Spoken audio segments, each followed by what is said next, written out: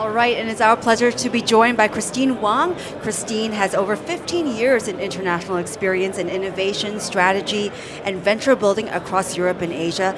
And she also bridges corporates and startups east and west and helps organizations accelerate growth and transformation through technology and new business models. What an intro, Christine. Welcome to Inspire and Connect. Thank you so much. It's great to have you. We love to start with your very interesting background and how cultural understanding has become such a key factor for successful business transformation in Asia today.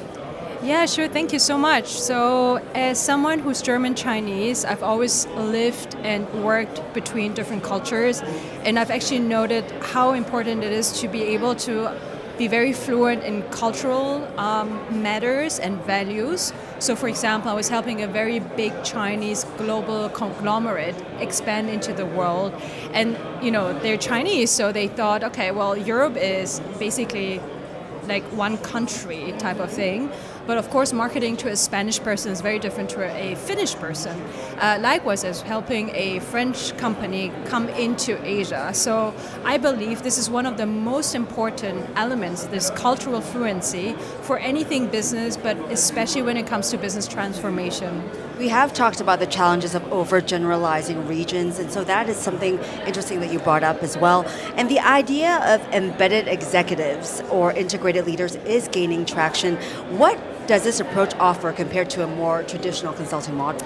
To me, it's really three things. So access to talents you would normally not have. So think of it as an SME or mid-sized company. Second is scale, so you'll be able to run much faster and really have the expertise you need to really elevate your company. And third, obviously you have talents you would normally not necessarily get into the company with like a full-time type of engagement. I think the difference between embedded executives and consulting companies is you have the execution element with it. So it's not just about strategy and here's the plan and now Mr. Klein, you need to implement it. It's also having someone day to day to really drive execution. Okay, and you brought up the talent conversation. I do want to dig a bit more into that. Singapore is facing a growing shortage when it comes to senior leadership talent. Can fractional or project-based leadership models provide an effective response to this particular challenge? I really think it can. I mean, I think there were some surveys, 80% of companies believe they don't have the right skills within their organization, and they normally quote like it's IT, but also leadership and communication skills. And this is really where embedded executives or project-based or fractional leadership can really help to temporarily mitigate that gap.